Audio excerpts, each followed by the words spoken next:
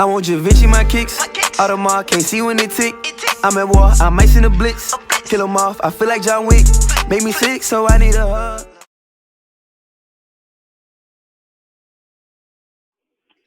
Welcome back to You're Not Gonna Like This. This is part B, episode 4, and this time we'll get into the NBA. As most of y'all know, the NBA is in full swing. Playoffs, finals, draft, free agency.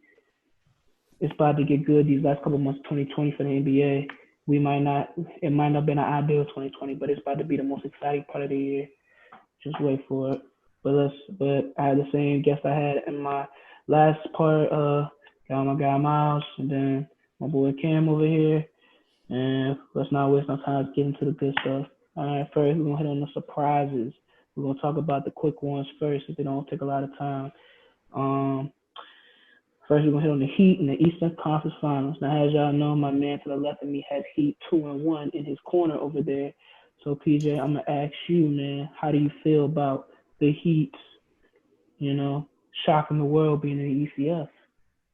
Man, this ain't no shock, bro. Man, you already know how we do, man. Heat culture, you feel me? Man, you know what I'm saying? We out here, bro. We got the perfect squad. We got leaders in Jimmy Butler. We got a defensive monster in Bam. We got shooters in Duncan and Tyler, bro. We got people who like to compete, man. I mean, it is a shock to everybody else, but I mean, I've been watching this team the whole year. I thought we could make a deep playoff run. I thought we had a good matchup against the Pacers, like swept them, of course, and then I thought we could definitely beat the Bucks. Based off the the regular season series, we beat them. I think it was 3 times. So, yeah, I mean, I'm not really surprised we got this far. I think we was built for this. I am kind of surprised we got 2 games on the Celtics though. I thought they was gonna give us like some pretty huge major problems, and that last game they gave us a good amount of problems. But man, I'm happy we got this far, and if it ends here, that's great. Not that it's not great, but it's cool, and if we keep going, it's great. So yeah, I'm excited, bro. Man, it's been my squad since I started watching basketball, so it's cool to see us back where we at. Cam, how you feel about those Bucks, man? Who? The Bucks, the second The round Bucks? exit. Yeah, how you feel about that? I mean, with the Bucks, I mean, to me, Giannis, I mean, yeah, I mean, he's a great player. I mean, Chris Middleton, I mean, that's his right hand, but I feel like they just need a little bit more out of Bledsoe, the guard. Yeah, I feel like they just need a little bit more out of him, offensively. I feel like maybe if he could develop a shot more, maybe it'll help out the Bucks. But I mean, For sure. Giannis need to get back in the lab. I feel like if he adds that shot to his game, it'll definitely add that other threat to it. Yeah, he gotta do something, change something. 85 charges in one season? That's terrible, man. Bro is just running people over like it's football out there. I don't know what he's doing. And I'm, The Nuggets, I'm gonna hit it before we get to the main portion of surprises. The Nuggets, West Conference Finals, man. Shout out to the Nuggets. They came back from 2 back-to-back 3-1 series. They are truly the comeback kids. They play about to the Lakers. I know y'all saw the other night that boy AD. He was looking like young Kobe out there with that jumper. Oh man, that jump was all cash. Yeah. That game was not good for the stress that was going on just aside because we were playing around too much. And I don't want to be like our LA counterparts play with our food over there. We take care of business over here. Right, We take care of business over here. But let's go ahead. Slander is really And get crazy. to the main attraction. Miles is a Clippers fan. How you feel about the Clippers? Bro, Go ahead. you really happy about this. This is why you want to be on this, bro.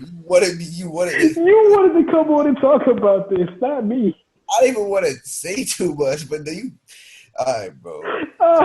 They talked all that shit and folded. Oh man. Bro, you know how I feel about it, bro. It's just first pandemic P, bro. When I tell you, bro, that was the worst performance I've ever seen in a Game 7.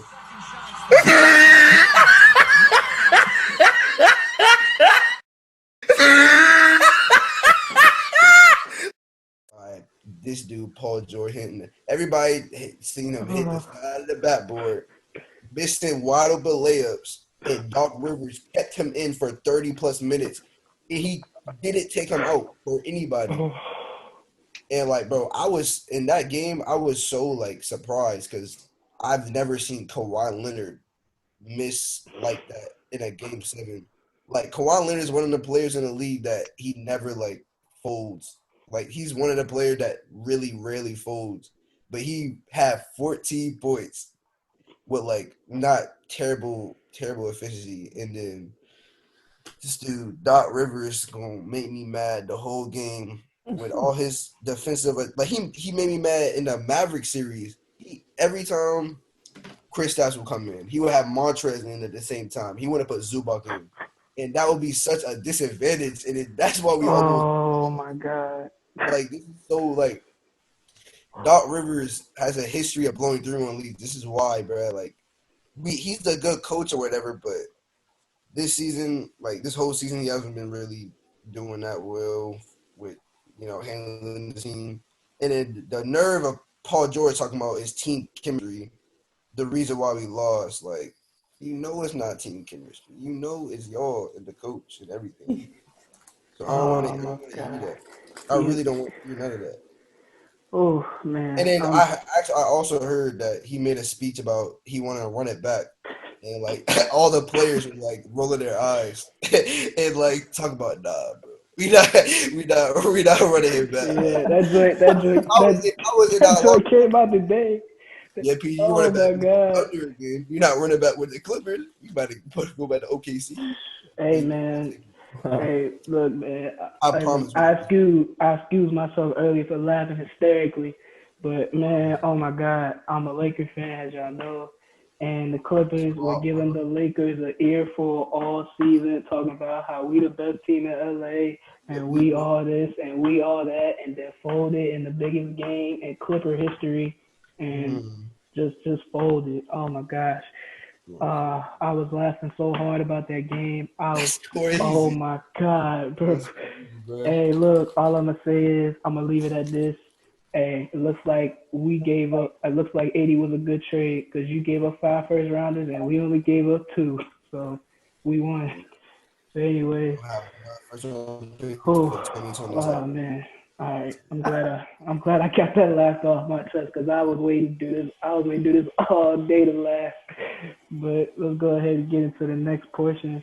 As y'all know, the finals is closing in, so therefore that means the NBA season is almost coming to an end, which is sad news, unfortunately, because everybody loves basketball. But what's exciting is that the off season is going to be in a new time of year, in the wintertime, where basketball will normally would begin. And first things first, we can talk about the free agents. That'll probably be another thing because free agency is its own thing. But what we can't talk about is the draft. And as y'all know, this season got cut short, but there are still a lot of players out there that can get drafted. First, I'm gonna hit on a few guys I think for a couple guys. So here we go. First things first, let's go ahead with Anthony Edwards, 6'5" guard out of Georgia. Is he going number 1? I think he is. How do y'all feel about Anthony? You got it. You got it. Nah, you got it. Go ahead. Oh, okay. Well, Anthony Edwards. I actually watched more college basketball because of Anthony Edwards. Because like I saw him out of high school. He was like a really good prospect. I was like, let's see what he's gonna do in college. And he's actually a really good player. He has a really solid build, and he can like get to the cup really easily. I know it's like college, but he gets to the cup really easily. He can score that will, but like his shot selection is not there. He really like loses. Like on defense, he doesn't really play with his man. But that's really like almost all like the guards in this class. They really can't really play defense. But who has it's the Timberwolves, right? The Timberwolves got the first pick. Yeah. So yeah, I think the Timberwolves will probably take Anthony Edwards unless they don't get a trade. But I think Anthony Edwards will go number 1 because he's probably like the best available. I don't think they're gonna take LaMelo because he had D'Angelo Russell. I don't think there's no reason for them to take LaMelo. So I think Anthony Edwards will go. first overall. So that's really it. Yeah, I agree. I think they gonna select Anthony Edwards just because they needed two. I know they got Malik Beasley, but he'd probably be a little more valuable either at the three or off the bench. So yeah, I think he'd be a good pick. I think the only question with him was his his work ethic, his motivation. I think that was the big question, and then also his shot selection. Like Myles said, sometimes he gets a little trigger happy, so they're gonna have to work with him on that. But I think, with a team that's already looking good and looking to build on what they got with D'Lo and Cat, and then Beasley off the bench, I think that'd be a pretty good place for him to land for real. I think that's a pretty good use of the first pick. And I think he's definitely probably the best option for them in terms of what they're trying to do. So yeah, they might as well pick him. I don't think LaMelo would fit with them. So yeah. I agree with both of y'all on that. Anthony Edwards is a good, solid two guard, good size, and he could get to the cup. So I mean that complements with what the Timberwolves have, on their team, like you said with Cat and D'Lo. All right, so let's keep it going. All right, let's go to the next couple guys. All right, so let's go ahead and get into James Wiseman real quick. Guy that got dropped, got suspended for the rest of the year for, I guess, using the funds. At Memphis, played 13 games, but went crazy on 13 games, averaging 25 and 13 and almost 2 blocks a game. So how do you feel his game is going to transfer to the NBA, being the defensive mastermind he is on the court? And where do you think he's going to go? A lot of people say the Warriors. Do you think he's going to the Golden State, or do you think he's going to thrive somewhere else? I think that would be a good pickup for Golden State because I mean, they always they have the right now they have their three, they have their guard, their two, and they wing with Steph, Clay, and Andrew Wiggins. So I mean they're kind of lacking at that big spot, and I think he could fill in because he could spread the floor out. He could shoot, he could go in, get a rebound, layup. He's aggressive, and he's just like a all around versatile big. What the league is really turned into with like this positionless basketball. He could do it all. You know what I'm saying? And that's what, and then being that defensive anchor, with those guards at the top, I think that would be a great, great solid pick for them. Yeah, I agree. I think Wiseman will certainly be a good second pick, if the Warriors choose to keep it. I think the Warriors are definitely going to look to get rid of that pick and get another guy to add to their squad to try to contend again. But if they don't do that, Wiseman could definitely help them at that number 2 spot. I think they could also look to get. I've heard reports of them looking to get the guy out of Europe, was named Denny Advia or something like that. Yeah, I've heard them looking to get him too. But I think Wiseman would be the smarter pick just off the fact that he's like 7'1", his wingspan's crazy. He could shoot a little bit. He could take it to the rack, finish strong. So I think that he could help them. I'd much rather see them get rid of that pick and get another asset to help them try to contend for a championship again, though. So, but yeah, Wiseman certainly wouldn't be a bad number 2 pick. Yeah, I mean, I agree. I agree with both of y'all. With James Wiseman, he's like a really, really great player. But I don't know, like to me, I really think that James Wiseman is a little overrated, like a little bit. Cause like when I watch him, he can score. Like he's like he runs to the basket, he can score. He's like a run the rim, he can run. But like when he gets in a low post, he really has like no moves. Like he can't post like sometimes, but it's inconsistent. So when he goes to the league and everybody's gonna be his size or bigger, not many people like bigger, but like he's gonna be his size, strong. And he's not really that like he's built, but he's not really like NBA built yet. So I feel like he might get pushed around and not really score a lot. Cause I know like you gonna have to be strong. Like not everybody's gonna be Zion Williamson in the league, just pushing around NBA players from college. But I agree with him. I feel like Warriors should trade this pick instead of getting James Wiseman. But if they do have to draft somebody, it would definitely be James Wiseman. But I would like to see him trade for like I don't even know who's up to trade. But like, I feel like they should trade for somebody that can help them win a chip. So that's my thoughts They on could that. always throw Andrew back in the trade block again, back to back, and get him up out of there. Get another big man. They could do that. Warriors they got Andrew. They don't have much else besides him. With Marquise Chris at power forward and Kevin Looney at center. So their team is not. It's not really deep because they're still recovering from the KD thing, of course. Because when they signed KD and all that, their bench really depleted very much, and they don't have much on the bench now. But let's go on. So I'm gonna keep it sweet. We all know who LaMelo Ball is. We all know he probably is the best player in this draft coming around, and we all wanted to see him in college ball, but NCAA being who they are, we had to watch him in the Australian NGL at the Illawarra Hawks. But enough about that. Do you feel LaMelo Ball is the best ball brother, and will he be the best ball brother to make the league? Mhm. Bro, LaMelo is gonna be by far the best ball brother. In my mind, he's definitely gonna be better than Lonzo. I mean, yeah, he's gonna be a better shooter than Lonzo, even though he shot terrible in where he was in wherever he was. He shot terrible. I don't know. It was like 20-some% from three. It was something compared. It was something bad. But like he when he gets in the league, I feel like he's gonna like change it up. But he's not gonna be as bad as his brother. He's gonna be pretty good, but he's probably not gonna be a good shooter at first. But he's gonna get it together. And he about like he like 6'8", 6'7". I'm not trying to lie about it. Like he's a big point guard. And like his brother Lonzo, he's people say he's a good playmaker, but he's only a good like transition fast break playmaker. In like the half court set, he's not really like all that.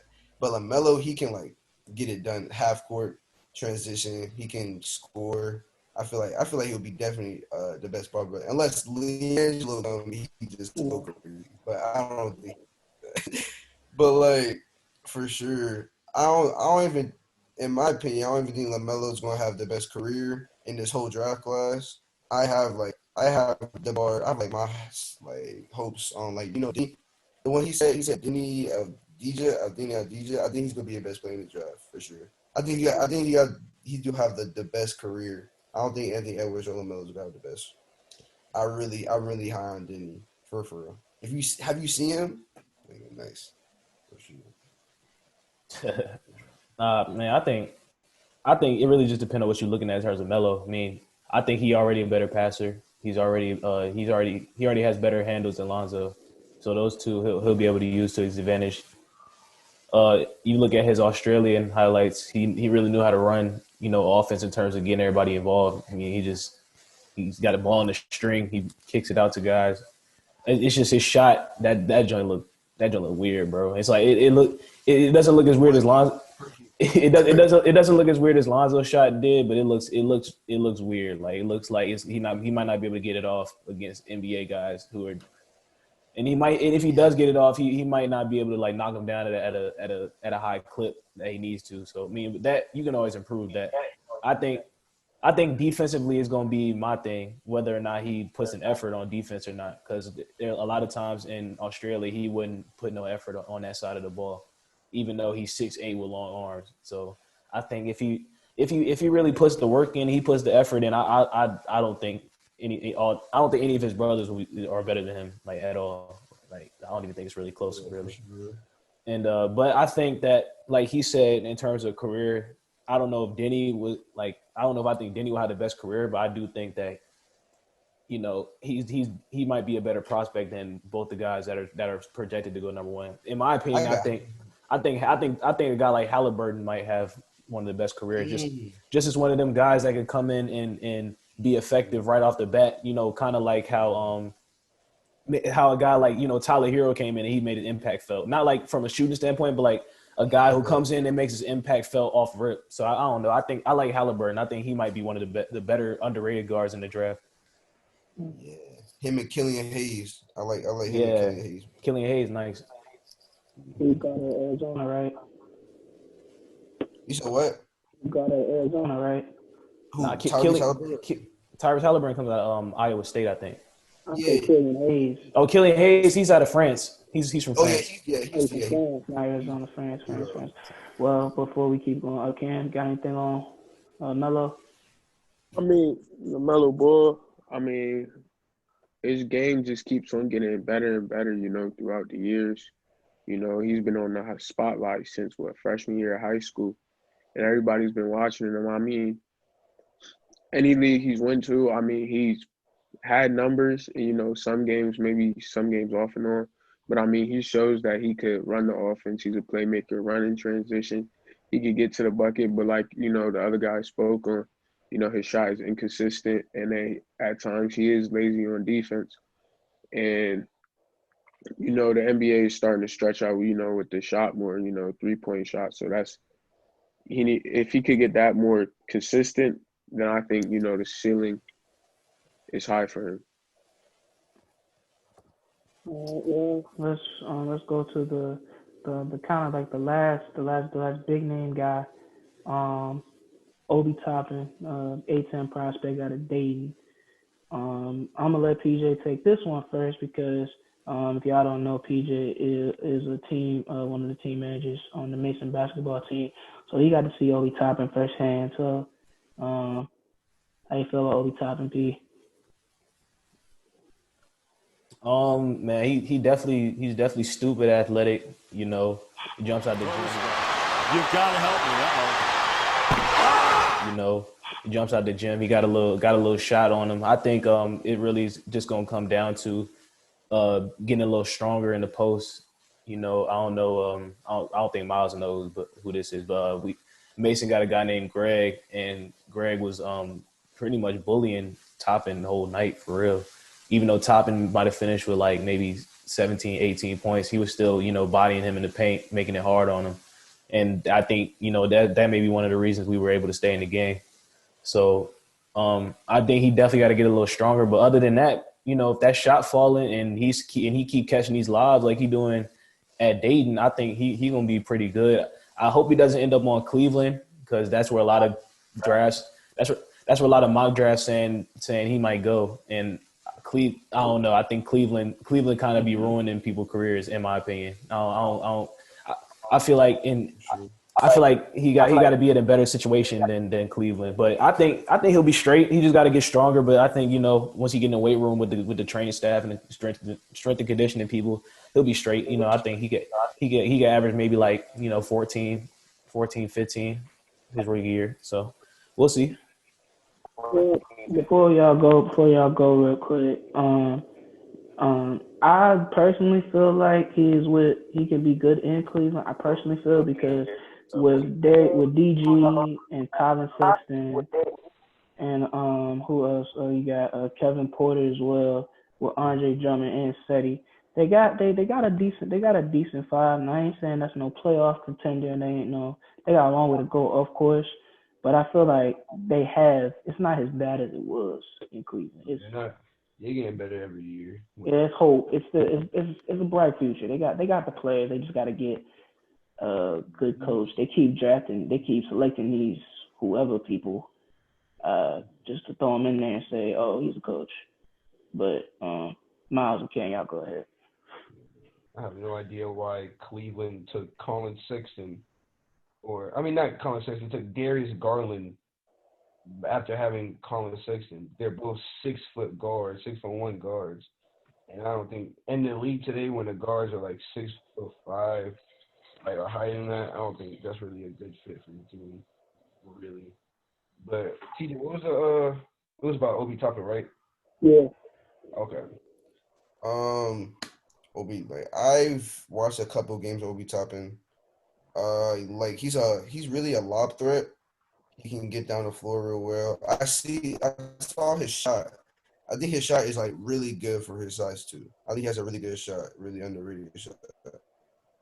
And I feel like if he develops some more of the ball skills, on the ball skills, trying to break his defender down, I feel like he's gonna be a really good prospect in the future. So wherever Obi Toppin ends up, I feel like they should use him first as just a pick and roll guy coming off the screen, catching lobs, pick and pop, getting the shooter. Creating his own shot sometimes, but I feel like when he develops, he's gonna be a really nice player in the league. So I like him. I like Obi Toppin. Going top 5, top 8. I feel like he can go that high. But I still don't think this draft is like that deep. So yeah, for sure. Yeah, I like Obi Toppin. I feel like he has a lot to offer to the game, and then I feel like it just comes down to the situation. He in the system he's in. You know what I'm saying? Because I feel like he has the size of a three, but I feel like he's really like a four in the way he plays, and I feel like he could step in and probably be like what's his name, Jerry and Grant, or the Grant for the Nuggets. Oh yeah. I feel like he could play like, that kind of role his first year, you know what I'm saying? A solid defender, make the corner three, step up, pick and pop, things like that. And I feel like that would be good for him. He just needs that good fit. But, like the Heat, with their players, even though they're young, it's a good fit. They all complement each other. So, if he gets that good fit, he's going to be tough his first year. Yeah. The boy Tyler Hero is real. I be forgetting he's a rookie sometimes. I ain't gonna lie. He be playing like he's like been in the league for some years. So he got a good one with that pick for real. Bro, definitely be shooting out there. But let's keep it going. Let's go. Some couple guys that kind of had lackluster seasons, but all think they can transition very well to the NBA. Let's look at Cole Anthony, R.J. Hampton, Vernon Carey, Cassius, and Trey Jones.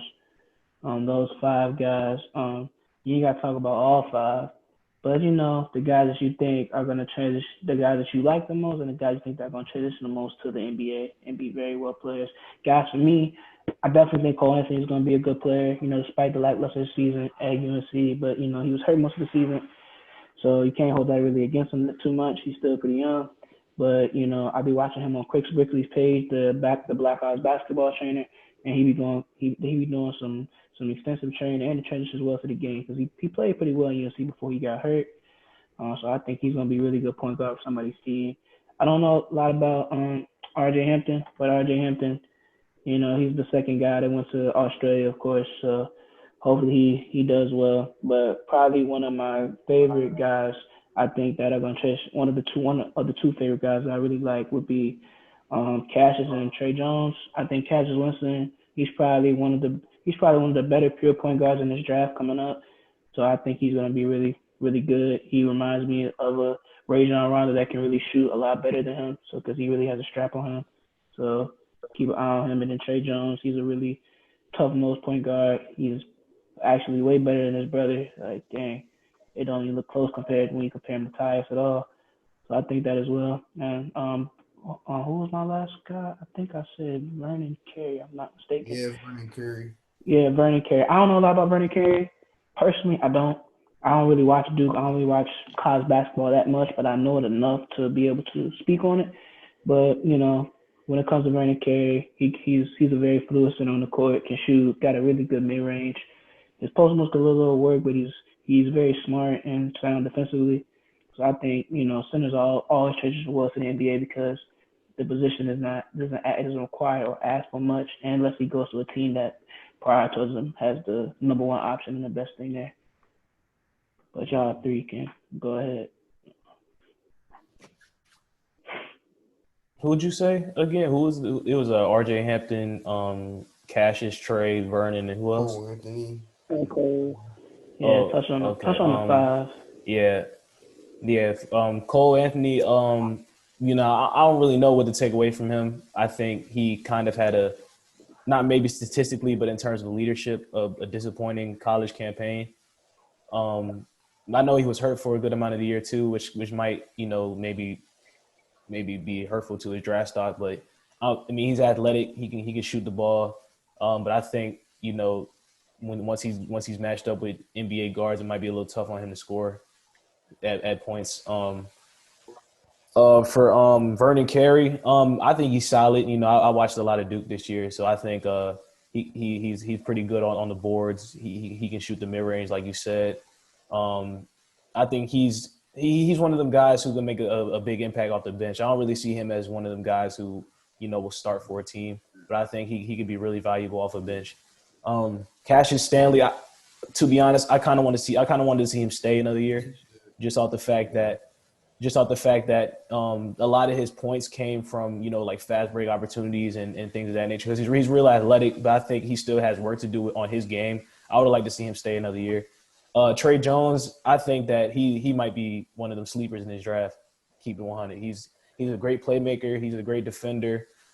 His shots a little iffy, but he does his thing on the defensive side of the ball, and he's really impressive on that end. I think I like to see him on a team that is known for creating leaders, maybe like the Spurs or something like that. Maybe someplace where he could work with like a great coaching staff and a great organization and turn him into like one of them leaders. I want to see his career go differently than it did for Tyus. I don't even know what Tyus is doing right now. Keep it a band.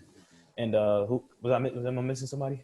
No. Nah, you got it. Oh, RJ Hampton. Oh, I miss RJ okay. Hampton.